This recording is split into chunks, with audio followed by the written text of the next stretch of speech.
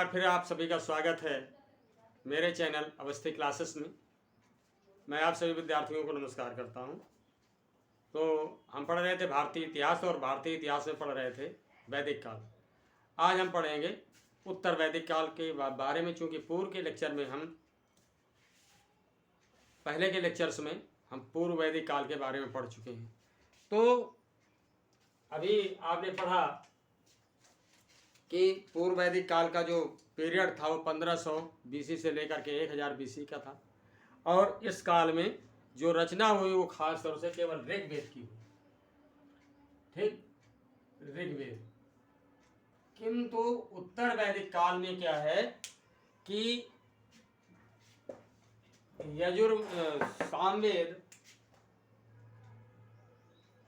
सामवेद,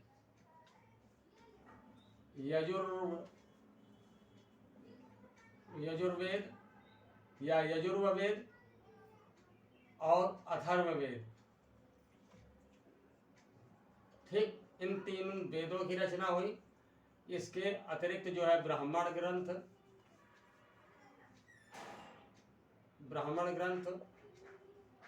आरण्यक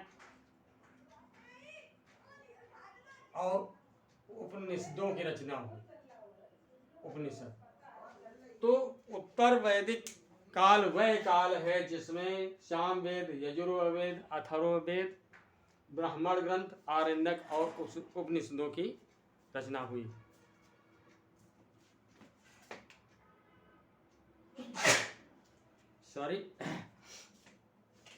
इस काल में जो आर्य थे इनका केंद्र बिंदु कुरुक्षेत्र था, ठीक है, मध्य देश यानी कुरुक्षेत्र के आसपास का जो क्षेत्र है, इस क्षेत्र में ये लोग प्रभावित थे। यहां से निकल करके ये लोग जो है पूर्व एवं दक्षिण के क्षेत्रों में प्रवेश किए, ठीक है। अभी तक ये जो है मगध एवं अंग के क्षेत्र में प्रवेश नहीं किए थे, ठीक। अंग जो है उड़ीसा को कहा जाता था, उड़ीसा का जो क्षेत्र था वो अंग कहलाता था, मगध पटना का क्षेत्र था। तो इन क्षेत्रों में अभी इनका प्रवेश नहीं हुआ, ठीक। तो मैंने बताया कि इनका केंद्र बिंदु जो था वो कुरुक्षेत्र था। यहां से निकल करके ये लोग विजय करते हुए आगे के यानी पूर्व और दक्षिण के क्षेत्रों को विजित करते हुए गंगा यमुना के दोआब के क्षेत्र में आगे बढ़े। बात समझ आ रही होगी। साथ ही साथ इनका जो है जो क्षेत्र रहा वो गंगा यमुना और सदा नीरा, गंगा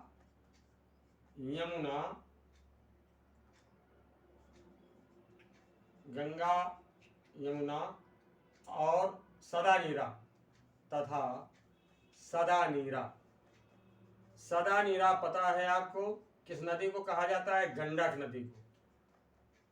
तो इन नदियों के क्षेत्रों को इन्होंने विजित किया, अपने अधिकार में मिलाया इन्होंने, विजय प्राप्त करके।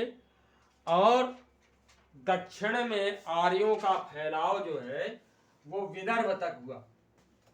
दक्षिण में आर्यों का फैलाव विदर्भ तक हुआ। इसके बाद जो है यहीं से जो है ये कौशल, काशी यानी पूर्व की ओर कौशल और काशी, इन क्षेत्रों को इन्होंने विजय प्राप्त करके अपने अधीन किया। इनकी संस्कृति जो है कौशल, काशी और विदेह, मिथिला का क्षेत्र जो है, विदेह वर्तमान में सीतामढ़ी जनपद जो बिहार का है उसका क्षेत्र, यहाँ तक ये लोग जो है फैले। और मगध में जो है मैंने अभी पहले पूर्व में बताया कि मगध और अंग दो ऐसे राज्य थे जहां इनका अभी प्रवेश नहीं हुआ था। चूंकि मगध और अंग के लोग, मगध और अंग के लोग जो है प्राकृत भाषा बोलते थे। इन दो राज्यों के क्षेत्र लोग जो है प्राकृत भाषा बोलते थे, जबकि आपको पता है कि आर्यों की जो है मूल भाषा कौन सी थी? संस्कृत। आर्यों की मूल भाषा संस्कृत थी। ये सवाल पूछा गया है कई बार, इस सैंधव सभ्यता के निवासियों की भाषा क्या थी। ठीक, तो ये पहले के निवासी थे यहाँ के, मगध और अंग के। अब हुआ क्या कि आप एक चीज और समझ लीजिए कि जो ये मगध और अंग के क्षेत्र में रहने वाले लोग थे, इनको अथर्ववेद में व्रात्य कहा गया है। व्रात्य यानी ये जो मगध और अंग में के क्षेत्र में रहने वाले लोग थे, इनको अथर्ववेद में, किस वेद में? अथर्ववेद में व्रात्य कहा गया है। तो इस तरह से जो है वैदिक काल में पूर्व एवं भरत कबीला मिलकर कुरु, उत्तर वैदिक काल में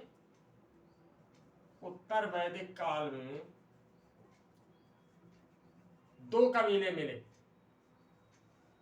उत्तर वैदिक काल में दो कबीले एक साथ मिले गए। ये कौन से हैं? भरत एवं कुरु। ठीक है, भरत एवं उत्तर वैदिक काल में पूर्व एवं भरत, पूर्व प्लस भरत, दो कबीले मिले। पूर्व और भरत, ये दोनों कबीले मिल करके जो है क्या बनाए? कुरु। ये नया कबीला बना, कौन सा? कुरु। पूर्व और भरत दोनों कबीले मिलकर के एक नया कबीला बना, कौन सा? कुरु। और कुरु एवं तुर्कस तथा कृवि कबीला मिलकर पंचाल बनाए। कुरु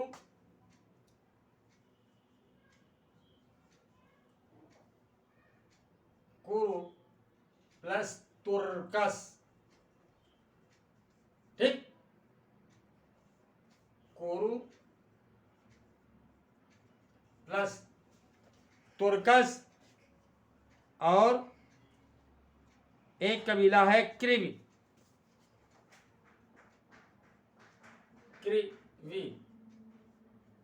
ये तीनों कबीले मिलकर के पंचाल, जहाँ की पांचाली थी। ठीक है, पांचाली जानते हैं आप लोग, द्रौपदी को कहा गया है। तो एक नया राज्य बना पंचाल, ये कबीला ही था पंचाल। और इनका अधिपत्य जो है दिल्ली एवं दोवाब, दिल्ली के आसपास, और दोवाब का मतलब जो है गंगा यमुना के बीच का मैदानी भाग, इन क्षेत्रों में फैला हुआ था। तो ये पंचाल कहलाए और इनका क्षेत्र दिल्ली और दोआब के आसपास का क्षेत्र था। उत्तर वैदिक काल में आर्यों का विस्तार अधिक क्षेत्र पर इसलिए हो गया क्योंकि अब वे लोहे के हथियार एवं अश्वचालित रथ के उपयोग को जान गए थे। यानी बड़े भूभाग पर इन्होंने इसलिए विजय प्राप्त की, या यूं कहें कि बड़े भूभाग पर विजय प्राप्त करने में ये लोग इसलिए सफल हो गए क्योंकि इन्होंने लोहे के हथियारों का उपयोग शुरू कर दिया। लोहे के हथियार आप जानते हैं कि इसमें धार ज़्यादा अच्छी होती है।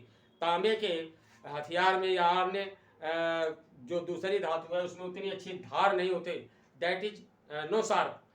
तो लोहे के हथियारों का प्रयोग करना सीख गए, प्लस अश्वचालित रथों का उपयोग करने लगे, यानी घोड़े से चलने वाले रथों का उपयोग करने लगे। और आप जानते ही हैं कि घोड़ा बहुत तेज चलता है, तो इनसे इनको इन दोनों की चीज़ों के उपयोग से विजित क्षेत्रों को विजित करने में, नए राज्य बनाने में अधिक से अधिक सफलता प्राप्त हुई।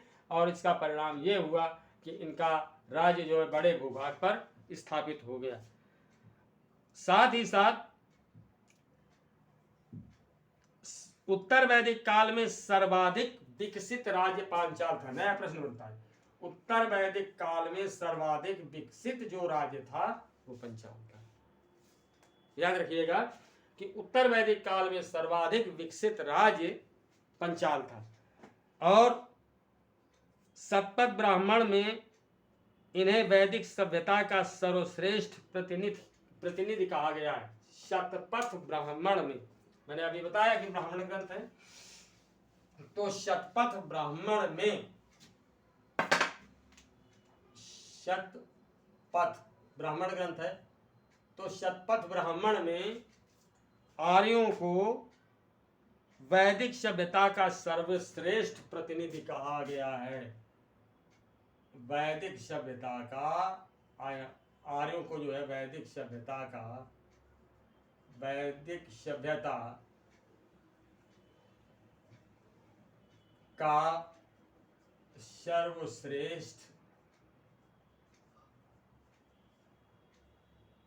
सर्वश्रेष्ठ प्रतिनिधि कहा गया, ठीक, कहा गया है।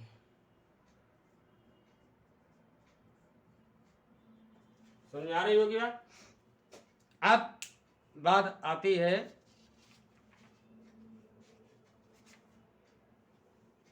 कि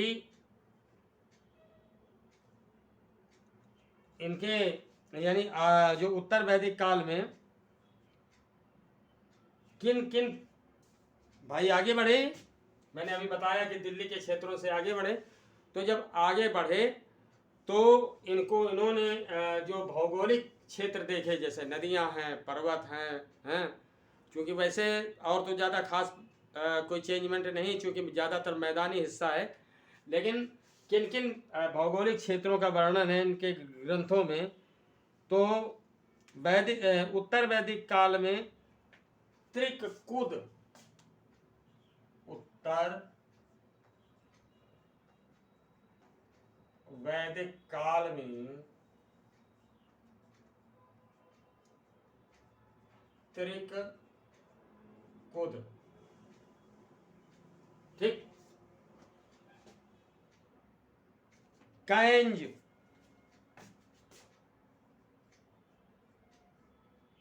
कैंज,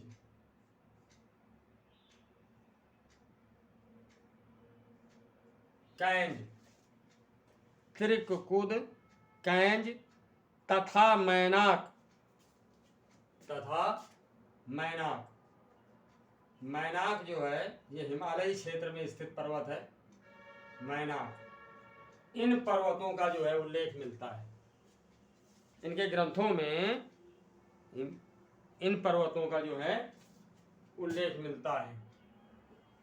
तो आप देखें कि ये जो है देवप्रयाग के क्षेत्र से, जो मेरठ का क्षेत्र है उस क्षेत्र से आगे बढ़ते हुए गंगा यमुना के दुआबी भाग से ये उत्तर की ओर गए, ठीक, हिमालय की तलहटी के क्षेत्रों में, और साथ ही साथ जो है पूर्वी क्षेत्रों में बढ़े आगे। मैंने पहले बताया कि किन किन राज्यों की स्थापना की, नए कौन से राज्य बनाए, और तत्पश्चात मैंने जो है दक्षिण के क्षेत्रों को बताया, यानी विदर्भ तक इनका जो है प्रसार हुआ, यहाँ तक ये लोग फैले, नई एक सभ्यता की स्थापना की इन्होंने।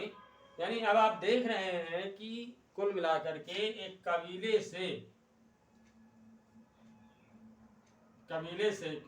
का बड़ा स्वरूप दे करके इन्होंने ये जो है राजा के रूप में प्रतिष्ठित हो रहे हैं। बड़े जो कबीले हैं वो एकत्रित होकर के राजा का स्वरूप ले रहे हैं।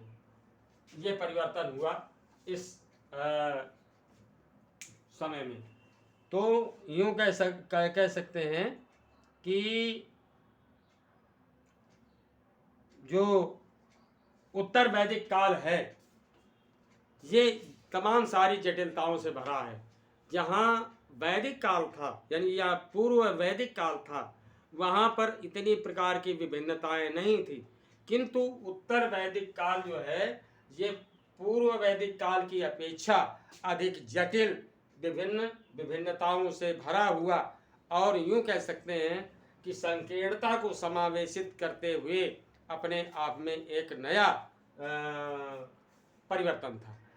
ये युगांतकारी परिवर्तन है उत्तर वैदिक काल। अधिक जटिलताएं इसमें व्याप्त होती चली गई, जैसे कि मैं आपको बता दूं कि उत्तर वैदिक काल में आपने देखा था कि जो व्यवसाय थे वो कर्म के आधार पर थे, जबकि सारे के सारे लोग एक ही परिवार में रहते थे। वो कोई सा भी, चाहे ब्राह्मण का व्यवसाय करता हो, चाहे क्षत्रिय का व्यवसाय हो उसका, या वैश्य का हो, और चाहे शूद्र का हो, और ये किंतु इनको अपनाने वाले लोग एक ही परिवार में रहते थे। भले ही कोई बर्तन बनाने का काम करता हो और उसके यहाँ कोई ब्राह्मण ब्राह्मण के व्यवसाय से जुड़ा हो। ब्राह्मण का व्यवसाय माने शिक्षा प्राप्त करना अथवा शिक्षा प्रदान करना। शिक्षा प्राप्त करने का अधिकार तो क्षत्रियों को भी था, लेकिन ये शिक्षा प्रदान नहीं कर सकते थे खास बात।